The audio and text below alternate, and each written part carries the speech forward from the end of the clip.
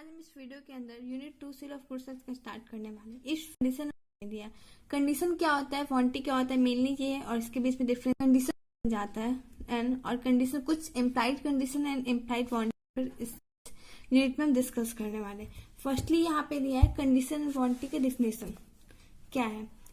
Market में हम लोग जाते हैं, कोई सामान परचेज करते हैं तो हम पूछते हैं इसका कितने साल की वारंटी है। कोई बंदा बोलता है हाँ 3 साल का, तो इसका मतलब क्या हुआ कि हम 3 साल तक यदि हमारे प्रोडक्ट में कुछ भी डैमेजेस हो रहे तो हम उसको 3 साल तक विदाउट कॉस्ट उसको रिपेयर करवा सकते हैं। सेक्शन 11 बात करता है हमारा स्टिपुलेशन एज टू टाइम, कि टाइम का इसमें क्या स्टिपुलेशन है, टाइम क्या है, कॉन्टेक्ट में टाइम का क्या एसेंस है। तो यहाँ पे सेक्शन 11 बात कर रहा है कि टाइम यहाँ पे एसेंस नहीं है, टाइम का यहाँ पे कोई एसेंस है। जब तक कि कोई दूसरा इंटेंशन अपियर्स नहीं हो कॉन्टेक्ट में तब तक टाइम का एसेंस नहीं, बट यहाँ पे डिलीवरी एसेंस है। डिलीवरी विदाउट डिले नहीं होना चाहिए, डिलीवरी डिले नहीं होना चाहिए, डिलीवरी विदाउट डिले ही रहना चाहिए। As regard time for the payment of price unless a different intention appears from the terms of the contract, जब तक कि डिफरेंट इंटेंशन कॉन्टेक्ट में से नहीं अपियर्स हो रहा है तब तक हम टाइम को एसेंस नहीं मानेंगे। Not deemed to be essence of a contract of sale but delivery of the goods must be made without delay. Delivery of the goods must be made without delay. Whether or not such a stipulation is not of the essence of a contract depend on the term agreed upon. Okay, यहाँ पे time essence नहीं होता है लेकिन but delivery यहाँ पे without delay होना चाहिए। कंडीशन बोलता है, कंडीशन क्या है, कंडीशन वारंटी सेक्शन 12 बात करते हैं और साथ ही साथ इसका डिफरेंसेस भी है। कंडीशन क्या है, कंडीशन किसी भी कॉन्ट्रैक्ट का मेन टर्म होता है जिसपे कॉन्ट्रैक्ट टिका होता है। कंडीशन किसी भी कॉन्ट्रैक्ट का मेन टर्म होता है जिसपे कॉन्ट्रैक्ट टिका होता है और साथ ही साथ 20 भी होता है जो स्टिपुलेशन कॉलेक्टर होता है उसके, वो मेन टर्म नहीं होता है। कंडीशन के बीच होने से बायर को राइट मिल जाता है कि वो कॉन्ट्रैक्ट को रेपुडिएट कर सकता है, बट वारंटी के रेपुडिएट होने से वो कॉन्ट्रैक्ट को रेपुडिएट नहीं कर सकता, ओनली टू ओनली वो डैमेजेस के लिए क्लेम कर सकता है। सेक्शन 12 इसको बोलता है A condition is a stipulation essential to the main purpose of the contract, the breach of which give rise to a right to treat the contract as repudiated. Condition यदि stipulation है, condition is a stipulation essential to the main purpose of the contract. किसी भी contract का condition main purpose होता है and जिसका टूटने से, जिसका ब्रीच होने से उसको राइट मिल जाता है कॉन्ट्रैक्ट एज रेपुडिएट। वो बायर कॉन्ट्रैक्ट को रेपुडिएट कर सकता है, तोड़ सकता है, खत्म कर सकता है। साथ ही साथ लेकिन वारंटी में ऐसा कुछ नहीं है। वारंटी में वारंटी को ब्रीच होने से ओनली टू ओनली बायर को रिजेक्ट द गुड्स, वो गुड्स रिजेक्ट कर सकता है, कॉन्ट्रैक्ट को रेपुडिएट नहीं कर सकता है। डैमेजेस क्लेम कर सकता है लेकिन गुड्स को रिजेक्ट और कॉन्ट्रैक्ट को रेपुडिएट नहीं कर सकता है।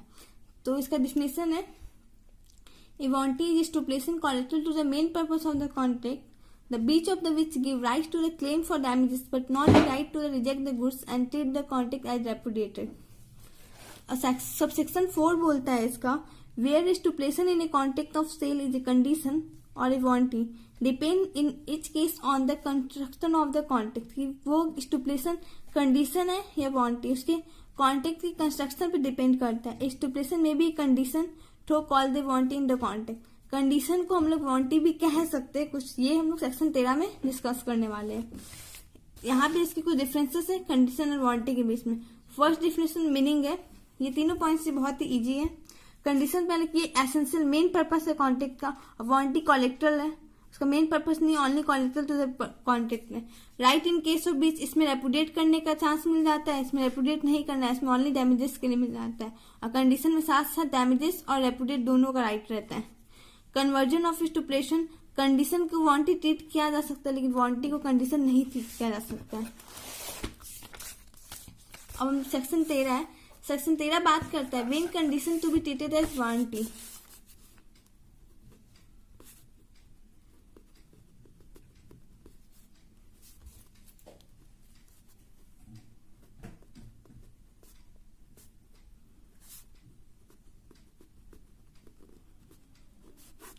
फोर कंडीशन है जहां पे कंडीशन को ट्रीट किया जाएगा वारंटी में। लेकिन फर्स्टली ऑफ ये 4 कंडीशन डिस्कस करने से पहले हम लोग देखते हैं कि इसका होता क्या है।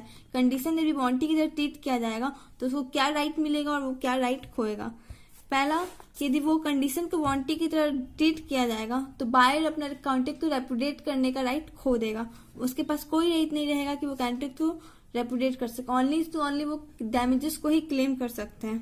ठीक है। और 4 है कि जब सेक्शन 13 बोलता है, section 30 specify cases where a breach of condition is treated as a breach of warranty.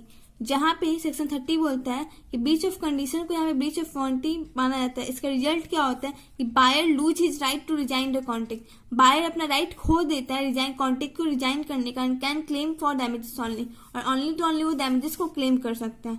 कुछ केसेस होते हैं जहां पे कॉन्ट्रैक्ट को अवॉइड नहीं किया जाता है, वहां पे उसको कंडीशन को वारंटी ही ट्रीट किया जाता है। फर्स्ट केस जहां पे buyer all together waive the performance of the condition, buyer पूरा का पूरा छोड़ दे ए पार्टी में फॉर ओन बेनिफिट, उसमें पार्टी का वो अपना बेनिफिट हो, कुछ टर्म की वजह से वो कॉन्ट्रैक्ट तो पूरा परफॉर्मेंस कंडीशन छोड़ रहा है, बायर भी इसके लिए कुछ नहीं बोल रहा है, हाँ ठीक है। Where the buyer elect to treat the breach of condition as one of warranty, जहां पे बायर खुद ट्रीट कर रहा है, वो उसको चुन रहा है कि नहीं हुआ कंडीशन का ब्रीच है, वो कंडीशन ब्रीच किया है सेलर, लेकिन वो बायर खुद अपनी मर्जी से ट्रीट कर रहा है कि नहीं हम इसको वारंटी मान लेंगे, हम कॉन्ट्रैक्ट रेपुडिएट नहीं करेंगे, गुड्स को एक्सेप्ट कर लेंगे। दैट इज टू से ही में claim only damages instead of repudiating the contract. इसका मतलब ये हुआ कि हम ओनली डैमेजेस क्लेम करेंगे, यहाँ पे कॉन्ट्रैक्ट तो रेपुडिएट नहीं करेंगे। एग्जाम्पल है A agree to supply B, A agree कर रहा है, ए है बी है, A agree to supply B 10 bags of first quality sugar. A यहाँ पे सेलर है, अभी यहाँ पे बायर है। ए एग्री कर रहा है बी को कि शुगर सप्लाई करने का वही फर्स्ट क्वालिटी का जो 625 रुपया पर बैग रहेगा, but supplies only second quality sugar, बस सप्लाई क्या हुआ second quality which is the 600 पर बैग, जो 600 पर बैग रह रहा है। There is a breach of condition, यहाँ पे क्योंकि फर्स्ट क्वालिटी, यहाँ पे ए ने बोला था कि बी को कि वो फर्स्ट क्वालिटी शुगर सप्लाई करेगा, लेकिन वो सप्लाई कौन सा कर रहा है सेकंड क्वालिटी, यहाँ पे कंडीशन को ब्रीच कर रहा है क्योंकि शुगर के लिए मेनली हुआ था कॉन्ट्रैक्ट, और वहां पे शुगर ही सेकंड क्वालिटी का निकला, यहाँ पे कंडीशन ब्रीच हो रहा है, और जो जा रहा है वो 600 पर बैग था। This is a breach of condition, but buyer यहाँ पे क्या कर सकता है, यदि बायर चाहे तो कॉन्ट्रैक्ट तो रेपुडिएट कर सकता है बिकॉज यहाँ पे ब्रीच ऑफ कंडीशन है, बट बायर चाहे तो इसको ट्रीट ऑफ वारंटी भी ट्रीट कर सकता है, एंड और उसको ओनली टू ओनली वो डैमेजेस के लिए क्लेम कर सकता है, ओनली 625 ओनली 25 रुपये वो क्लेम कर सकता है। 10 बैग था, ये 10 बैग के लिए बोल रहा है,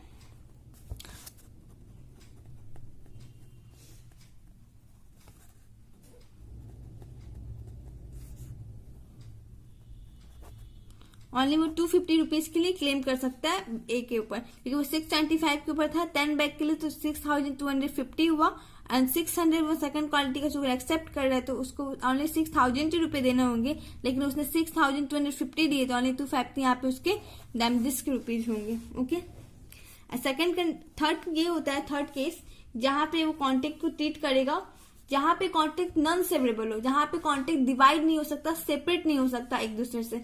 जैसे चावल है, चावल 2 क्वालिटी के, एक छोटे टुकड़े में और एक बड़े साइज के चावल है, लेकिन वो दोनों मिक्स है और सेलर दोनों मिक्स ही भिजवा दिया, लेकिन क्या कर रहा है कि बायर उसको एक्सेप्ट कर ले रहा है, तो यहाँ पे वो सेपरेट नहीं हो सकता, दोनों एक उसको सेपरेट करना इम्पॉसिबल है। देन वहां पे क्या होगा कि हमारा ये एक्ट बोलता है कि यहाँ पे कंडीशन को वारंटी ही माना जाएगा, ब्रीच कंडीशन का ब्रीच ऑफ वारंटी माना जाएगा। Here, where the contract is non सेवरेबल, जहां पे कॉन्ट्रैक्ट सेवरेबल नहीं है, यहाँ पे कॉन्ट्रैक्ट को हम लोग सेपरेट नहीं कर सकते, and the buyer has accepted either the whole goods और the any part thereof, जहां पे बायर चाहे तो वो पूरा गुड एक्सेप्ट कर लिया, चाहे उसका कोई पार्ट एक्सेप्ट किया हो, लेकिन यहाँ पे एक्सेप्टेंस ही माना जाएगा, और इसलिए यहाँ पे ब्रीच ऑफ कंडीशन को ब्रीच ऑफ वारंटी ट्रीट किया जाएगा। सेकंड फोर्थ केस है where the fulfillment of the any condition or warranty is excused by law by reason of impossibility or the otherwise, जहां पे किसी कंडीशन को fulfil करना वो अनलॉफुल हो गए, वो इम्पॉसिबल हो जाए, वहां पे भी ब्रीच ऑफ कंडीशन को breach of warranty he treat किया जाएगा। ओके, सेक्शन 13 बस यही बोलता है कि when condition to treated as warranty, कब कंडीशन को ट्रीट किया जाएगा वारंटी के रूप में। 4 कंडीशन थे जहां पे बायर ऑल टुगेदर वेव कर दे रहा है अपने परफॉर्मेंस को, कोई नहीं मान रहा है, जहां पे वो खुद ही ट्रीट कर रहा है। सेकंड की जहां पे कॉन्ट्रैक्ट नॉन सेवरेबल हो, और थर्ड की वो उसको फुलफिल करना वो अनलॉफुल हो या फिर वो इम्पॉसिबल हो जाए। तब सेक्शन 14 to 70 बात करता है express in implied condition and warranty. Condition होते हैं, वांटेड होते हैं, एक्सप्रेस और कुछ इम्प्लाइड होते हैं। एक्सप्रेस कंडीशन वो कि जहाँ पे एक्सप्रेसली कॉन्टेक्ट में यहाँ पे जो लिखा हुआ हो, दोनों पार्टीज के बीच में एक्सप्रेसली कॉन्टेक्ट में दिया हुआ, हाँ ये कंडीशन जिसको फॉलो करना है, ये वांटेड जिसको फॉलो करना है। बट इम्प्लाइड वो जो लिखा नहीं है, बस लॉ उसको एज्यूम कर रहा है कि ये कॉन्टेक्ट में होना चाहिए। ये कॉन्टेक्ट में एक्सप्रेसली नहीं लिखा होता है, ओनली इसको लॉ द्वारा एज्यूम किया जाता है कि ये दोनों, ये कुछ कंडीशन है जो कॉन्टेक्ट में होना चाहिए। Express condition are those which are agreed upon between the parties at the time of the contract and are expressly provided in the contract। Express condition ऐसा कंडीशन होता है जो पार्टीज के बीच में एग्रीड किया गया हो कि वो कॉन्ट्रैक्ट के टाइम में होगा, और वो कॉन्ट्रैक्ट में एक्सप्रेसली प्रोवाइड भी किया गया होता है। और इम्प्लाइड वो on the other hand are दो which are presumed by law, जो लॉ प्रिज्यूम करता है कि वो होना चाहिए कॉन्ट्रैक्ट में। It should be noted that an implied condition may be negated and waived by express agreement.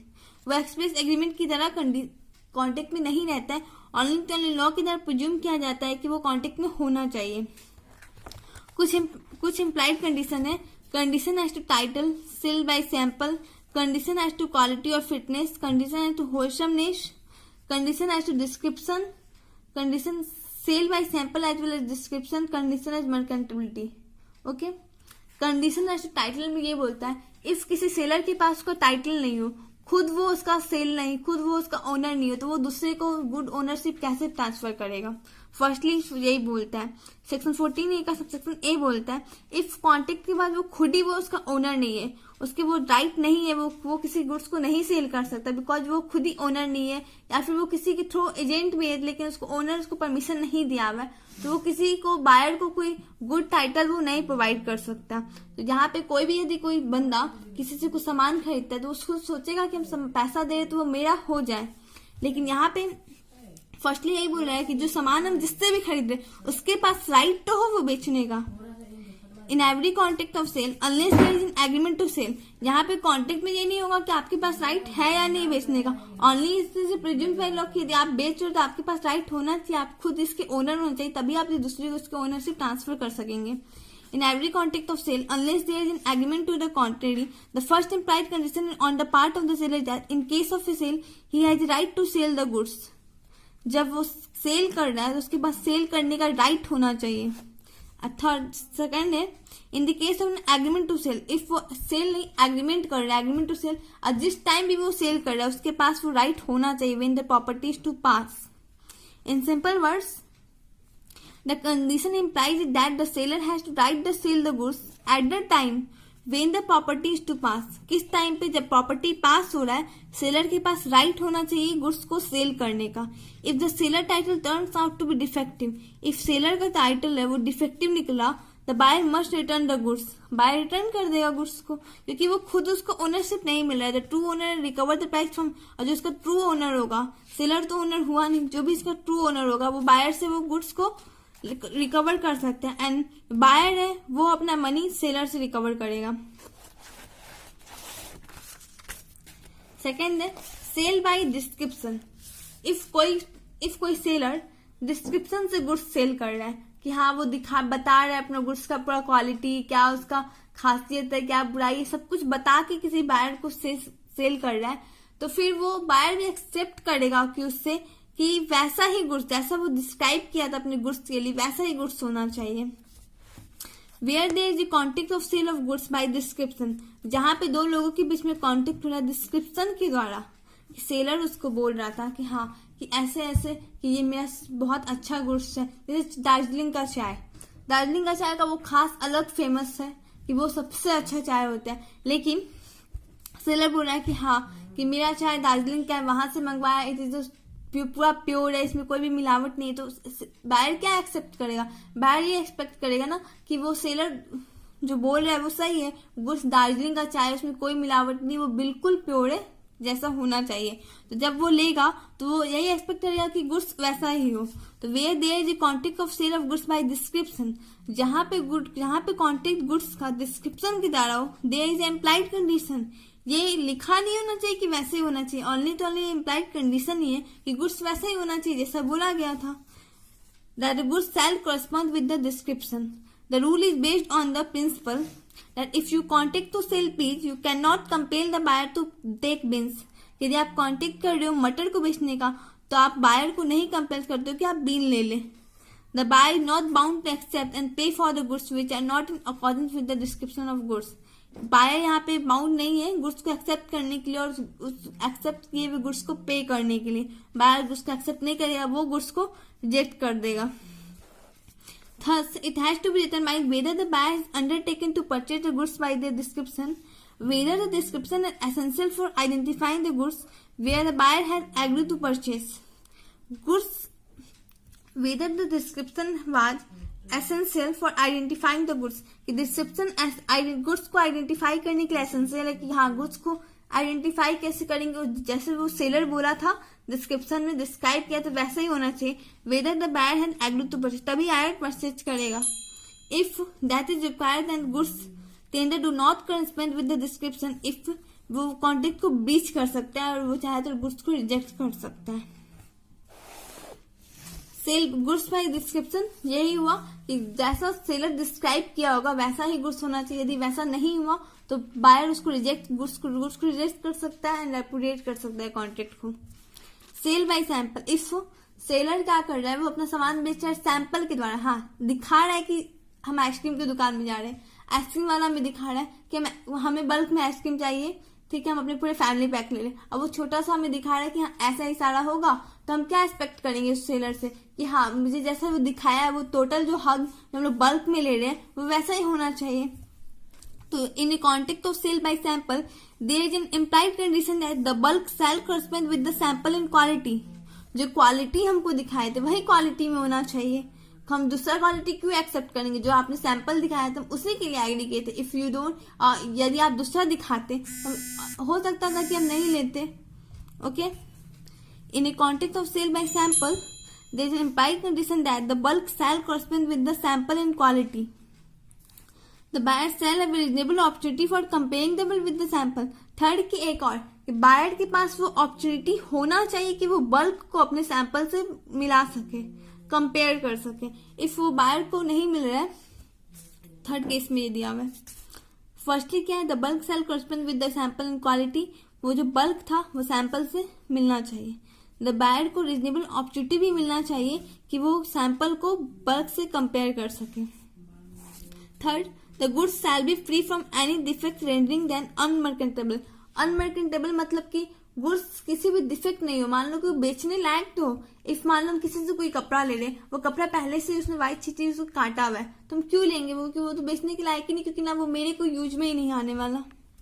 The goods shall be free from any defect rendering them unmerchantable, which should not be apparent or reasonable examination of the sample. This condition is applicable only. This condition is applicable only with regard to the defects which could not be discovered by ordinary examination of the goods, but if the defects are latent, the buyer cannot avoid the contact. यहाँ पे बोल रहे हैं, जैसे एक example है, a company sold certain shoes made of the special sole by sample for the French army. एक company एक शूज बेच रहा था, वो स्पेशल सोल वो फ्रेंच आर्मी के लिए था। The shoes were found to contain paper not discoverable by ordinary inspection. Hence the buyer is entitled to refund the price plus damages, because जहाँ पे जिस चीज के लिए वो बोला गया वो उसमें है ही नहीं, जिस चीज के लिए वो फ्रेंच आर्मी के लिए था वो उसमें अवेलेबल है ही नहीं, तो बायर के पास राइट है कि वो प्राइस को रिफंड करे और डैमेजेस को साथ में भी। ओके, सेल बाय सैंपल में बल्क कॉरेस्पॉन्ड सैंपल के अकॉर्डिंग होना चाहिए, बायर को रीजनेबल अपॉर्चुनिटी मिलना चाहिए, and goods shall be free from any defect merchantable, कि वो गुड्स मर्केंटेबल क्वालिटी का होना चाहिए, वो अनमर्केंटेबल नहीं होना चाहिए कि बायर्स को एक्सेप्ट ही ना कर सके।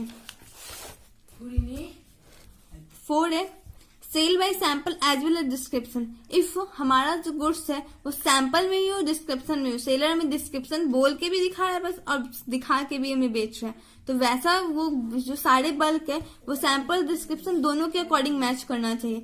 ऐसा नहीं कि वो सैंपल के अकॉर्डिंग मैच कर जाए बट डिस्क्रिप्शन के अकॉर्डिंग मैच नहीं करे, तब भी वो बायर रेपुडिएट कर सकता है कॉन्ट्रैक्ट को। इफ वो डिस्क्रिप्शन के अकॉर्डिंग मैच कर जाए बट सैंपल के अकॉर्डिंग मैच ना करे तब भी वो कॉन्ट्रैक्ट को रेपुडिएट कर सकता है। यहाँ पे यही बात बोला जा रहा है। Where the goods are sold by sample as well as by description, the implied condition is that, यहाँ पे implied condition एक बात और कि इम्प्लाइड कंडीशन वो नहीं है कि जो कॉन्टेक्ट में एक्सप्रेसली नहीं लिखा हुआ, वैसा कंडीशन जिसको एग्ज्यूम किया जा रहा है लॉ के द्वारा कि होना चाहिए।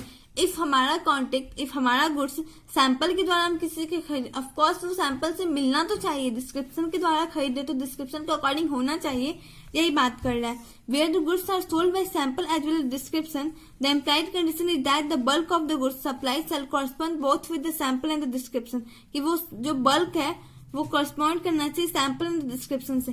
If the case the goods correspond with the sample, but वो सैंपल से तो मिल रहा है but do not tally with the description, या वाइस वर्सा, वो डिस्क्रिप्शन से मिल रहा है सैंपल से नहीं मिल रहा है, the buyer can repudiate the concept, buyer contract को रेपुडिएट कर सकता है। कंडीशन एज टू क्वालिटी और फिटनेस, नॉर्मली जनरली ये बोला जाता है कि किसी भी गुड्स की क्वालिटी और फिटनेस का सेलर के ऊपर कुछ नहीं होता है। ये कोई इम्प्लाइड कंडीशन नहीं हुआ कि हाँ वो बोल रहा है कि वो फिट होना चाहिए, क्वालिटी होना चाहिए, कि जिस पर्पस के लिए हम ले रहे उस पर्पस के लिए मैच हो जाए। ये जरूरी नहीं होता है कि वो हर गुड्स के अकॉर्डिंग हो ही जाए। ये जनरली नहीं भी होना चाहिए कि वो हम किस पर्पस के लिए हम जानते, सेलर तो नहीं जानता, इसलिए यहाँ पे इम्प्लाइड कंडीशन नहीं है। बट कुछ केसेस में इसको इम्प्लाइड कंडीशन माना गया है, जहाँ पे कि जैसे कि हम सेलर के लिए, सेलर को बोल रहे हैं कि हाँ हमें किस पर्पस के लिए चाहिए, हम उससे अपना पर्पस बता दे रहे हैं कि हमें किस पर्पस के लिए ये सामान चाहिए, और उसके वो स्किल पे हम बिलीव कर रहे हैं कि हाँ ये जानता है, ये इस प्रोडक्ट में डील करता है तो ये अच्छा से जानता है, इसका नॉलेज हमसे अच्छा है, तो हम उस पर बिलीव करके कोई परचेज कर रहे हैं, लेकिन तब वो सामान उस पर्पस के अकॉर्डिंग नहीं फील कर रहा है, वो पर्पस को फुलफिल नहीं कर, तब वो हम इम्प्लाइड कंडीशन हमारा मानेंगे कि वो ब्रीच हुआ है। Okay, ordinarily there is no implied condition. Generally क्या देखा जाता है कि कोई इम्प्लाइड कंडीशन नहीं है क्वालिटी और फिटनेस गुड्स का, कोई पार्टिकुलर पर्पस के लिए इसका कोई नहीं है, कोई इम्प्लाइड कंडीशन नहीं है। बस कुछ कंडीशन में यहाँ पे इम्प्लाइड कंडीशन माना गया है। If the buyer had made known to the seller, buyer ने सेलर को बोला, सेलर को पता करवाया कि पर्पस ऑफ हिज परचेस, कि वो क्यों खरीद रहा है, उसका कारण क्या है। ठीक है, यहाँ पे बायर ने सेलर को बोला कि वो क्यों खरीद रहा है, उसको क्यों, क्या काम है उस सामान का, वो परचेस क्यों खरीदना चाह रहा है, और वो उसके स्किल पे विश्वास कर रहा है, जजमेंट कर रहा है कि सेलर जो सिलेक्ट करेगा वो सही है, सेलर के जजमेंट पे वो बिलीव कर रहा है कि वो बेस्ट गुड्स को सिलेक्ट करेगा। And seller ordinary being dealing in those goods, और सेलर क्या कर रहा है, उस गुड्स में डील करता है। Even this implied condition will not apply if the goods have been sold under a trademark. If हम किसी ट्रेडमार्क के या फिर किसी ब्रांड में, हम लोग ब्रांड को देख के हम लोग कर रहे हैं, तो उसमें भी उसमें सेलर का कोई फॉल्ट नहीं कि हम किसी ब्रांड को देख के करें, वो ब्रांड का दोस्त, हम सेलर को तो कुछ नहीं बोलेंगे कि ना कि आपका गलती है, बिल्कुल नहीं। ये भी वहां पे बोल रहा है कि इम्प्लाइड कंडीशन यहाँ पे नहीं अप्लाई होगा जहां पे हम ट्रेडमार्क और पेटेंट नेम में बिलीव करके कोई सामान खरीद रहे हैं।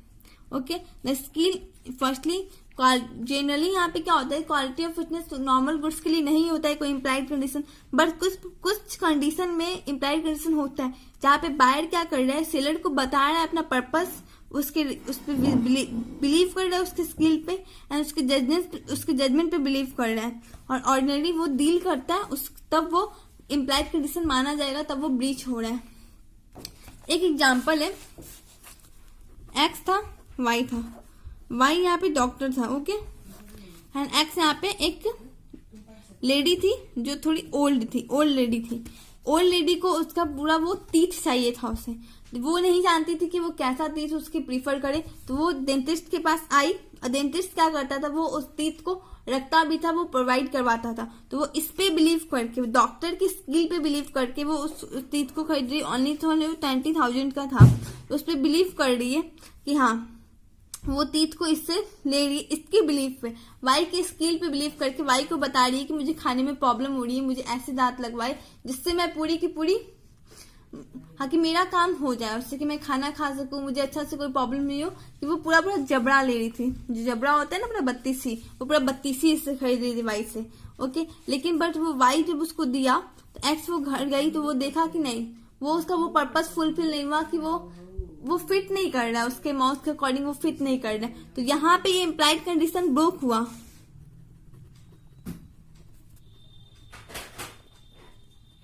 यहाँ पे इम्प्लाइड कंडीशन ब्रोक हुआ बिकॉज यहाँ पे एक्स खुद से नहीं खरीद, क्योंकि उसे पता ही नहीं है, वो उसे इस बारे में क्या पता, वो डॉक्टर थोड़ी है, वाई डॉक्टर, वो वाई की स्किल पे बिलीव करके, उसके जजमेंट पे बिलीव करके उससे ले रही है, वो पर्पस बता दी कि मुझे किस काम के लिए चाहिए, तब भी वो गुड्स फिट नहीं किया, तब यहाँ पे इम्प्लाइड कंडीशन को ब्रोक मानेंगे। ऐसा ही क्वेश्चन एमटीपी आरटीपी में आपको देखने को मिल जाएगा कि इस क्वेश्चन पे बहुत बार सेक्शन 16, ये याद ही कर लीजिए सेक्शन को, कि condition as to quality of fitness, कि नॉर्मली जब ऑर्डिनरी यहाँ पे कोई इम्प्लाइड कंडीशन नहीं होता, लेकिन जब बायर बिलीव करता है तब उसको इम्प्लाइड कंडीशन बन जाता है। 6 कंडीशन यहाँ पे condition as to merchantability. Okay, condition as to merchantability ये बोलता है कि गुड्स एज पर, हम एक एग्जांपल के समझते, अच्छा से समझ में आएगा। पी है और क्यू है। पी कश्मीर का है एंड क्यू मुंबई का है। मुंबई में ये फ्रूट सेल करता है। ओके, क्यू यहाँ पे ऑर्डर दे रहा है पी को 100 केजी एप्पल्स का। ओके, वो 10 अप्रैल को क्यू मुंबई का ऑर्डर दे रहा है पी को कश्मीर का 100 केजी एप्पल्स का।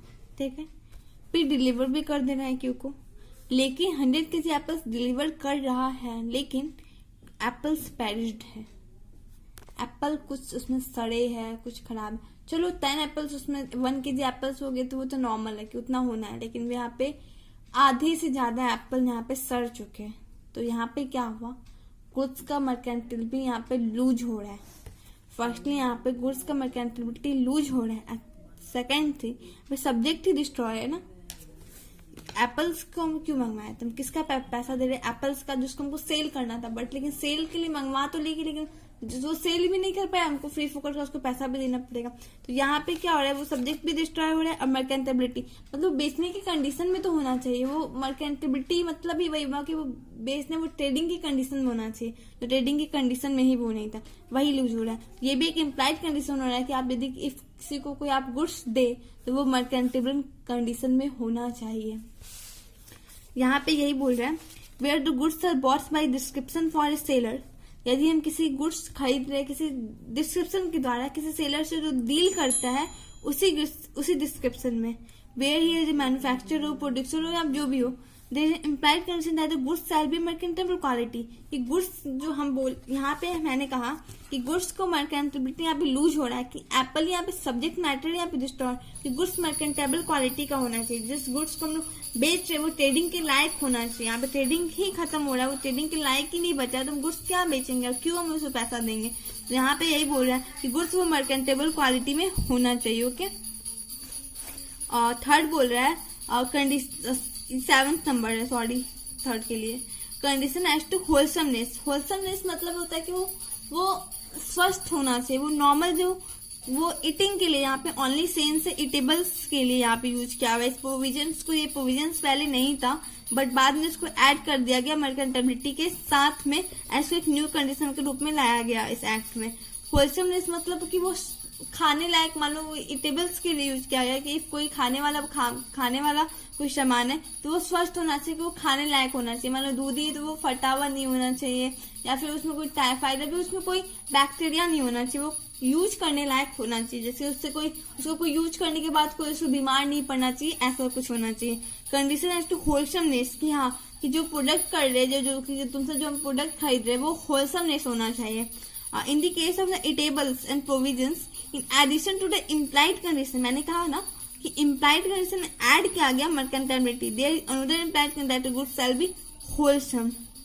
गुड्स को होलसम होना चाहिए, वो नॉर्मल स्वस्थ होना चाहिए। जैसे यहाँ पे एग्जाम्पल दिया है हमारा ICI, A supplied F with milk, the milk contain typhoid germs. जो मिल्क में था टाइफाइड तो कुछ जर्म्स था, एफ के वाइफ को वो मिल्क कंज्यूम करने से वो इन्फेक्टेड हो गई और डेथ कर गई।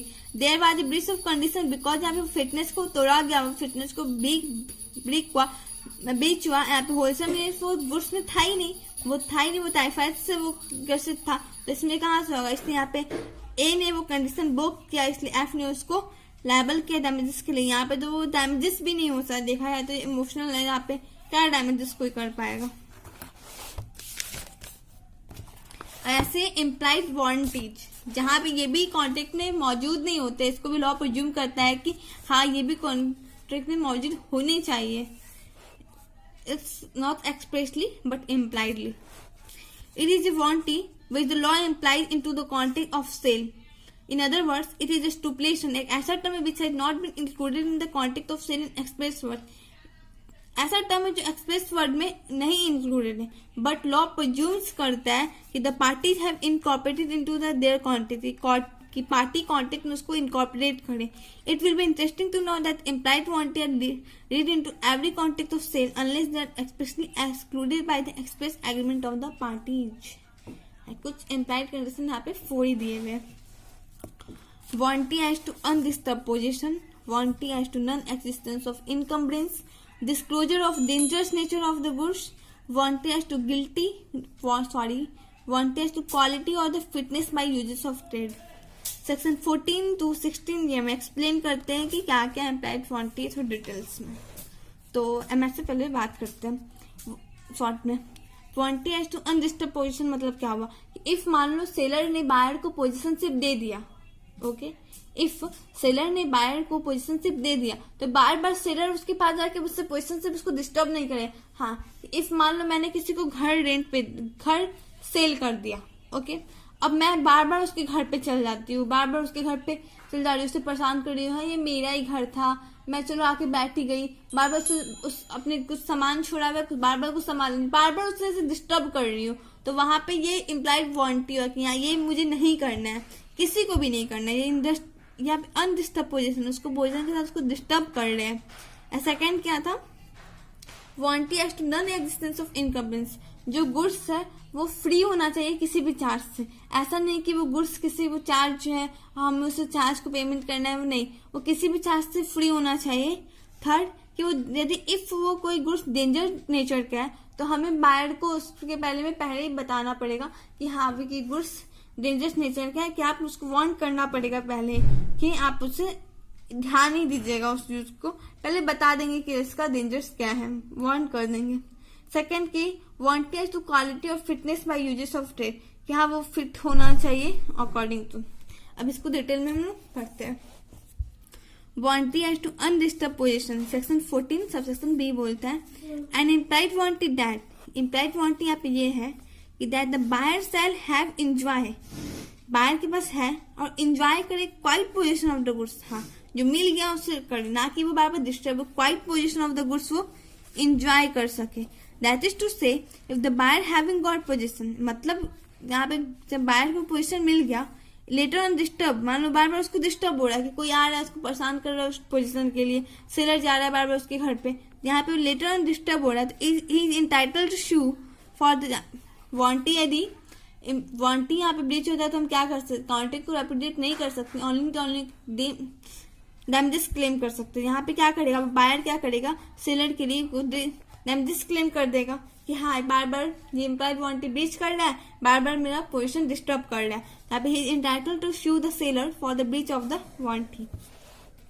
सेकेंड बोलता है warranty as to non existence of the encumbrance, an implied warranty that the goods shall be free from any charge, goods free होना चाहिए किसी भी चार्ज से, किसी भी इनकम्बरेंस से, in favour of the any third party.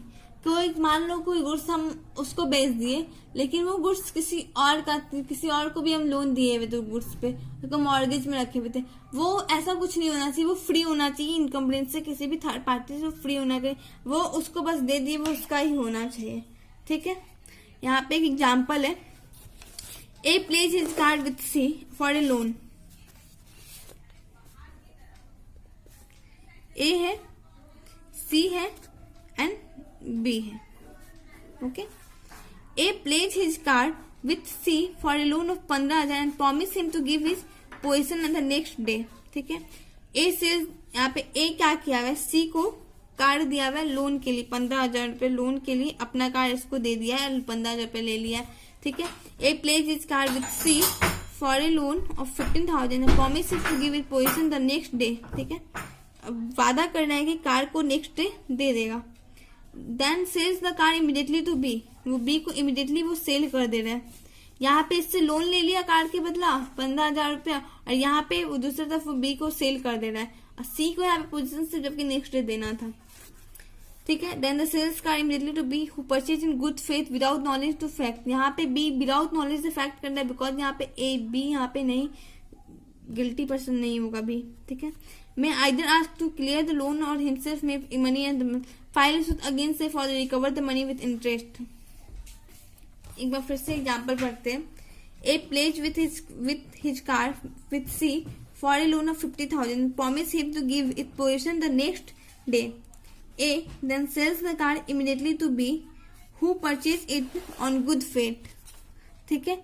B ने उसे गुड फेथ पे खरीदा था विदाउट नोइंग द फैक्ट, वो कुछ भी नहीं जानता था कि ए ने पहले सी को ये लोन पे दिया हुआ है। बी में either ask A to clear the loan और himself may pay the money and ए ने बोल रहा है कि तुम चाहे लोन को क्लियर करो या उसको पैसा दे दो, फाइल सूट, लेकिन ऐसा कुछ नहीं कर रहा है। यहाँ पे ए क्यों, यहाँ पे बी क्यों देगा? यहाँ पे बी 15,000 रुपया एक सी को कोई राइट नहीं है, यहाँ पे इसको अमाउंट दे दिया। यहाँ पे बी ने यहाँ पे ए से कार खरीदा, कार इसको मिल भी गया और इसने पेमेंट कर भी दिया ए को, लेकिन सी को यहाँ पे 15,000 ए को दे दिया बट उसे कार नहीं मिला। ओके, उसे कार नहीं मिला तो एज वाइज वो सी ए से बोलेगा, बी से बोलेगा कि मैं चाहिए, लेकिन बी यहाँ पे क्यों देगा? बिकॉज वो ए को बोलेगा कि तुम सी को दो। इफ वो सी को देता है तो वो ए को स्यू करेगा कि तुमने यहाँ पे इम्प्लाइड वारंटी किया है, स्यू कर देगा वो उसे। Okay, warranty as to quality और fitness by uses of tape and implied warranty as to quality or fitness for a particular process may be annexed or attached by the users of trade. Regarding implied condition or warranty as to quality or fitness for any particular purpose of goods supplied, the rule is let the buyer be aware कि buyer को ही उसमें be aware होना चाहिए कि यहाँ पे normally कोई quality और फिटनेस होना ही नहीं चाहिए, कोई यहाँ पे implied condition नहीं है होता है। There is seller under no duty to reveal unflattering of truths. यहाँ पे सेलर का भी कोई ड्यूटी नहीं होता है कि हाँ वो अपने जो गुड में डिफिट है, कुछ कमी है कि उसको बताएं। हाँ, कुछ कंडीशन था जो हमने पहले डिस्कस किया वो तो होना ही चाहिए, बट जो उसमें गुड्स वो गुड क्वालिटी का नहीं। मान लो हम लोग कोई बॉटल खरीद रहे उस चीप क्वालिटी का, इसमें वो सेलर का फॉल्ट नहीं है, बायर का फॉल्ट है कि उसे जिस पर्पज के चाहिए वो फॉल्ट को देखे, वो उसका क्वालिटी देखे, क्योंकि अमाउंट भी उसके अकॉर्डिंग होगा। ठीक है, तो यहाँ पे let the buyer be aware का रूल अप्लाई होता है कि an implied warranty as to the quality or fitness for a particular purpose may be attached by the users of trade. हाँ, ट्रेडिंग के लिए यहाँ पे यूज हो सकता है attach. A disclosure of the dangerous nature of the goods. Where the goods are dangerous in nature, यहाँ पे गुड्स कोई डेंजरस नेचर का है तो बायर को वार्न कर देना चाहिए। यदि बायर इग्नोर हो, नहीं जानता हो, तो सेलर को उसे मस्ट वार्न करना चाहिए। इफ वो वार्न नहीं करते हैं, उससे सेलर को कुछ डैमेजेस, कुछ उसे प्रॉब्लम हो जाए तो यहाँ पे वो इम्प्लाइड वारंटी होगा। ओके, सेकेंड लास्ट टॉपिक है इसका केविट इंपीटर, देन इसके बाद ये यूनिट हमारा कंप्लीट हो जाएगा। ओके, कैविट इंपीटर बोलता है कि मेन यहाँ पे let the buyer be aware. Caveat emptor का मतलब ही होता है कि let the buyer be aware. यहाँ पे सेलर का कोई अपना ड्यूटी नहीं होता है कि वो अपने शो को वो, क्योंकि वो ओपन मार्केट में अपना सामान दिखाता है कि यहाँ पे वो उसको नहीं, उसके ऊपर ये ऑब्लिगेशन नहीं होता है कि वो अपने कमियों को, वो अपने गुड्स की कमियों को डिफेक्ट दिखाए सबके सामने। यहाँ पे बायर का ये बायर यहाँ पे ऑब्लिगाइज रहेगा कि वहां पे वो अपने कमियों, वो खुद से अपना चॉइस करे, प्रॉपर सिलेक्शन करे वो अपने गुड्स का। ओके, और सेक्शन 16 बोलता है, ठीक है, in case of the sale of the goods को सेल करते हुए डॉक्ट्रिन केविट, एक डॉक्टर प्रिंसिपल है केविट इंपीटर, जिसका मतलब होता है let the buyer be aware where seller display their goods in the open market. जब सेलर अपने गुड्स को डिस्प्ले करता है ओपन मार्केट में, it is for the buyers to make a proper selection और चॉइस ऑफ द गुड्स। यहाँ पे buyer का राइट होता है कि वो प्रॉपर सिलेक्शन करे, यहाँ पे बायर ऑब्लिगाइज्ड होता है कि वो प्रॉपर सिलेक्शन करे एंड गुड्स को सही चॉइस करे। If the goods turn out be defective he can not hold the seller liable. यदि गुड्स डिफेक्टिव निकलता है तो वो सेलर को लायबल नहीं ठहरा सकता। The seller is no way responsible for the bad selection of the buyer. The seller is not bound to disclose the defects in the goods he is selling. वो bound नहीं है कि वो disclose करे अपने डिफेक्ट्स को जो goods में है जब वो सेल करेगा, बिकॉज वो ओपन मार्केट में दिखा रहे हैं ना। यहाँ पे सेलर का ड्यूटी है वो प्रॉपर सिलेक्शन करे, यहाँ पे वो छुपा, वो अपना गुड्स ऑफकोर्स पाएगा कोई भी, लेकिन वो कंडीशन वो होना चाहिए, वो कंडीशन वहाँ पे वो अप्लाई होगा जो पीछे में हम लोग इम्प्लाइड कंडीशन पढ़ा था, ये सब इसमें होना चाहिए। ये सब कंडीशन वो एग्जिट हो रहेगा तब वो इम्प्लाइड कंडीशन होगा। यहाँ पे ये रूल केविट इंपॉर्टेंट होगा यहाँ पे, बिकॉज ओपन मार्केट में करना है, प्रॉपर सिलेक्शन बायर का यहाँ पे होगा। It is a duty of the buyer to satisfy himself before buying the goods that the goods will serve the purpose for which they are being bought. If the goods turn out to be defective or do not serve his purpose, or if he depends on own skill or judgment, the buyer cannot hold the seller responsible. यदि वो अपने skill पे, अपने judgement पे believe कर रहा है, not a seller, वो गुड्स टर्न आउट डिफेक्टिव निकल रहा है या फिर वो उसका पर्पस से मैच नहीं कर रहा है, तो उसके लिए वो सेलर रिस्पॉन्सिबल नहीं होगा.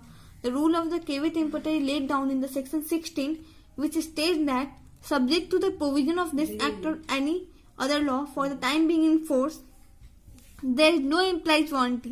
यहाँ पे कोई implied warranty नहीं है. और कंडीशन जहाँ पे क्वालिटी और फिटनेस का एनी पार्टिकुलर पर्पस और goods supplied under the contract of cell.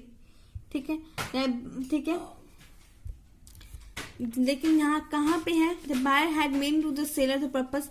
जहाँ बायर ने लेकिन दे दिया, पर्पस को बता दिया सेलर को, तब वहां पे होगा. Buyer relies on seller skill judgement, तब होगा. Seller business to supply the goods of that description. ठीक है, सेलर बिजनेस करता है उसी डिस्क्रिप्शन में, तब होगा.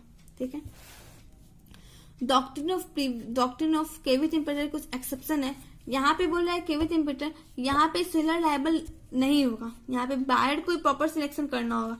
लेकिन कुछ जहाँ पे यही है कंडीशन, यहाँ पे इसका एक्सेप्शन में, केविट इम्पेटर के एक्सेप्शन में जितना भी है ये सब यही है. ऑल ऑफ ये इम्प्लाइड कंडीशन के जितने भी आइटम्स है ये केविट इम्पेटर के एक्सेप्शन है. बिकॉज यहाँ पे कुछ जगह है जहाँ पे केविट इम्पेटर नहीं होगा, जहाँ पे सेलर ही लायबल होगा. इसमें फिटनेस और क्वालिटी हमने सेक्शन 16 में पढ़ा.